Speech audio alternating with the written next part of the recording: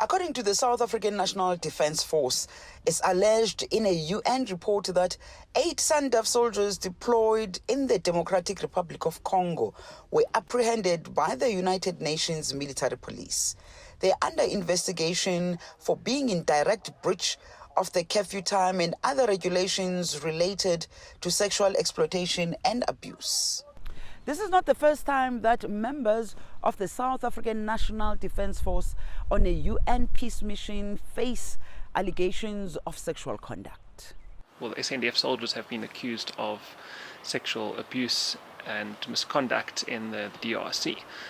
For the last 10 years, essentially, there have been sporadic cases of sexual abuse and exploitation leveled against the SANDF. In 2016, there were about half a dozen cases. 2017, similar number of cases.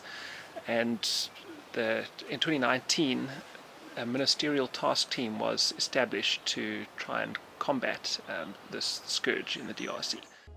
In a statement released by the SANDF, the Defence Force took a decision to recall the implicated soldiers to answer to the allegations. So the trouble that they're in is quite serious, and the fact that they've been recalled to South Africa, that is an indication of how seriously both the United Nations and the SANDF are taking this. Because the United Nations, they've been facing this issue for a number of years, and they've got a zero tolerance policy against sexual abuse and exploitation by their peacekeepers. A security and defense analyst agreed that the soldiers were likely in very hot water. Once allegations like this are made public, he believes consequences are inevitable.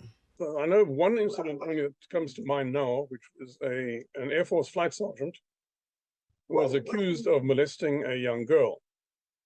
And he was coming up for court-martial and then committed suicide at Hoedspruit Air Force Base. So clearly there were consequences there. He was going to be court-martialed. And he was clearly guilty, and he was going to go down the street. He was going to wind up in jail. The South African Defence Force spokesperson declined to comment. Yolisa Njamela for CGTN in Johannesburg, South Africa.